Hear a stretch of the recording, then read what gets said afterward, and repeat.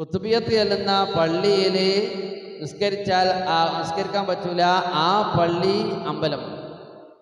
കുത്തുബിയത്ത് കേൾക്കുന്ന ഇമാമിനെ തുടരാൻ പറ്റൂല. അയാൾ ആരാണ്? അയാൾ സ്വാമിയാണ് എന്ന് പറഞ്ഞ ഇയാള് പിന്നെ പേര് വ്യക്തമാക്കണോ? സമസ്ത എന്ന് പറയണോ? ആരാണെന്ന് ഇയാൾക്ക് മനസ്സിലാവില്ലേ? ആരാ കുത്തുബിയത്തിലാണോ ലോകത്തിനറിയില്ല, ആളുകൾക്ക് അറിയൂലേ?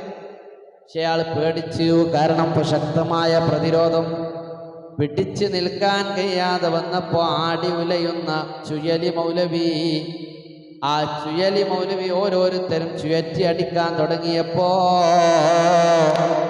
ചുയലി മൗലവി നയം മാറ്റുകയാണ്. ഞാൻ സമസ്ത എന്ന് പറഞ്ഞിട്ടില്ലല്ലോ, അങ്ങനെ ഞാൻ ഒരു പേര് ഉപയോഗിച്ചിട്ടില്ലല്ലോ.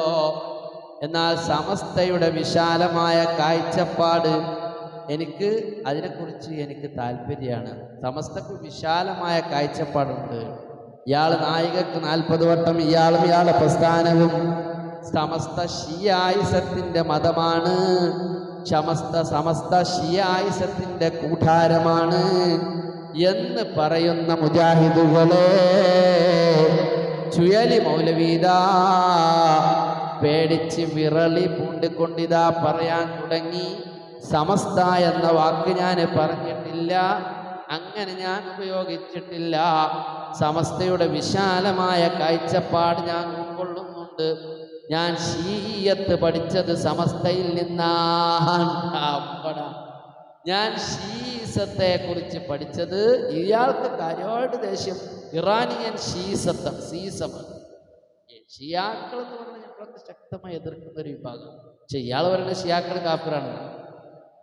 ഷിയാക്കളെ കുറിച്ച് അവർ പുത്തമ്പാദികളാണ്. അവാന്തര ഇസ്ലാമിൽ ഒരുപാട് അവാന്തര വിഭാഗങ്ങളുണ്ട്. ഷിയാക്കൾ അവാന്തര വിഭാഗങ്ങളാണ്. ഇയാൾ പച്ചക്ക് പറയാൻ അവർ മുശ്രിക്കാണ്, കാഫിറാണ്. മാത്രമല്ല ഇറാനിയൻ ഷീസത്തെ എതിർക്കുന്നയാൾക്ക് ആ ഇറാനിയൻ ഷീസത്തെ കേരളത്തിൽ നട്ടുപിടിപ്പിക്കുന്നതിൽ നിന്ന് ഈ ഉമ്മത്തിനെ കാത്തത് സമസ്തയാണെന്ന് ഇയാളെ നാവുകൊണ്ട് പറയുകയുണ്ടായി. മുജാഹിദ് ജമാഅത്ത് ഇവിടുത്തെ എല്ലാ മുജാഹിദും കേന്നമും അതുപോലെ വിഷ്ണു മർക്കസു ദേവയും പോലൊക്കെ നിരന്തരം സമസ്തക്കെതിരെ ഉന്നയിക്കുന്ന ആരോപണമാണ് സമസ്ത ഷിയായിസത്തിന്റെ കൂടാരമാണ്. സമസ്തക്കാരുടെ വിശ്വാസം ഷിയാക്കളുടെ വിശ്വാസമാണ്. ഇയാൾ പറഞ്ഞതോ ഡോക്ടർ ബഹാവുദ്ദീൻ നദ്വിയുടെ പേര് പറയുന്നുണ്ട്, ബഹാവുദ്ദീൻ നദ്വിയുടെ പേര് പറയുന്നുണ്ട്.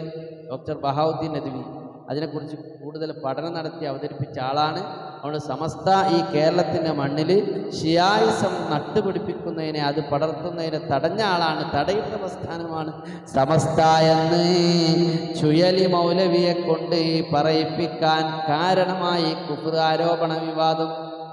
ഈ കുഫ്ർ വിവാദം ഇവിടെ ഉണ്ടായിരുന്നില്ലെങ്കിൽ ചുയലി മൗലവി എന്നല്ല മുജാഹിദുകൾ ഇങ്ങനെ പറയാൻ തയ്യാറാകുമായിരുന്നോ?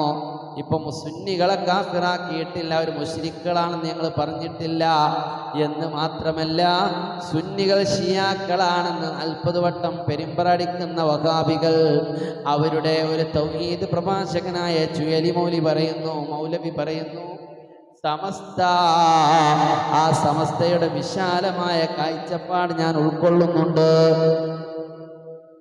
അതുകൊണ്ട് സമസ്ത കേരളത്തിൽ ഇറാനിയൻ ഷിയായിസം കൊണ്ടുവന്നതിന്റെ തടഞ്ഞ പ്രസ്ഥാനാണെന്നാണ് ഇയാൾ പറയുന്നത്. കേട്ടു. ഇന്ന സംഘടന സമസ്ത എന്നുള്ള വാക്ക് ഞാൻ ഉപയോഗിക്കാറില്ലല്ലോ. എന്തുകൊണ്ട്? സമസ്ത എനിക്ക് നന്നായിട്ട് അറിയാം. ഞാൻ ഒരു കാലം ചിന്തിക്കുന്നുണ്ട്, സമസ്തന്റെ വിശാലമായ ചില വീക്ഷണമുണ്ട് ഇറാനിയൻ ഷിയത്ത് കേരളത്തിലേക്ക് കടന്നു വരാതിരിക്കാൻ. അതിൽ നിന്നാണ് ഞാൻ ഷിയത്തിനെ പഠിക്കാൻ തുടങ്ങുന്നത്. ബഹാവുദ്ദീൻ കൂരിയാട് ഷിയത്തിനെതിരായിട്ട് ജമിയത്തുൽ മുഅല്ലിമീന്റെ ഒരു യോഗത്തിൽ വെച്ച് നടത്തിയ ക്ലാസ് ഞാൻ കേട്ടു. ആ ക്ലാസ്സിൽ വെച്ചാണ് ഞാൻ ആദ്യമായിട്ട് ഷിയാക്കളെ പറ്റി കേൾക്കുന്നത്. അതിനുശേഷമാണ് ഞാൻ അബ്ദുറഹ്മാൻ സാഹിബ് വിളിച്ചിട്ട് എനിക്ക് ഷിയത്തിനെ പറഞ്ഞു തരുന്നത്. അത് കഴിഞ്ഞിട്ട് അൽബുൽ മലിക് സെൽഫി ആരാണ്, അയാൾ അബ്ദുറഹ്മാൻ ആദിർശേരിയും തമ്മിൽ ഷിയാക്കളെ സംബന്ധിച്ചുള്ള ക്ലാസ് മുഴുവൻ ഞാൻ കേട്ടു. എനിക്കത് അത് മറ്റേ ജിന്നു ഗ്രൂപ്പാണ്, ഇത് ഇൻസി ഗ്രൂപ്പാണ്, സെഹർ ഗ്രൂപ്പാണ്, സയൻസ് ഗ്രൂപ്പാണെന്നും ഞാൻ നോക്കാറില്ല. അതുകൊണ്ട് തന്നെ ഇറാനിയൻ ഷിയത്ത് കേരളത്തിൽ വരാതെ സംരക്ഷിച്ചത് സമസ്തയാണ്. ഇനി നിങ്ങൾ നോക്ക്, ഇയാളിപ്പോ എന്താ പറഞ്ഞത്? അതാണ് അങ്ങനെ പറയും. സമസ്ത അത് കുബൂരിസമാണ്, അത് കുഫ്റാണ്, അവരൊക്കെ മുശ്രിക്കുകളാണ്, അതുപോലെ പള്ളിയിൽ ജോലി ചെയ്യുന്ന ആളുകളൊക്കെ സ്വാമികളാണ്. കുത്തുബിയത്ത് ചെല്ലുന്ന ഇമാമിനെ തുടരാൻ പറ്റൂല, നിസ്കരിച്ചാലും നോമ്പ് വെച്ചാലും എന്നൊക്കെ പറഞ്ഞ ജോലി മൗലവി ഇപ്പം എന്താ പറഞ്ഞത്? ഇപ്പം ഇറാനിലെ പിന്നെ ഷിയാക്കളിലേക്ക് കടന്നു. ഇയാൾ എല്ലാത്തിനും തടി വരികയാണ്. എന്നാലും അയാൾ ഒരു കാര്യം അയാൾ അടി ഉറച്ചു നിൽക്കുന്നു കേട്ടോ. ഹമ്മാസിനെ കുറിച്ച് പറഞ്ഞത്, ഹമ്മാസ് ഇറാനിയൻ ഷീസമാണ്.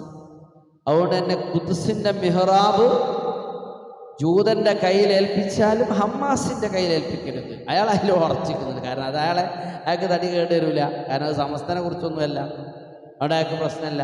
സമസ്തനെ കുറിച്ച് പറഞ്ഞപ്പോൾ അയാൾക്ക് പ്രശ്നമായി.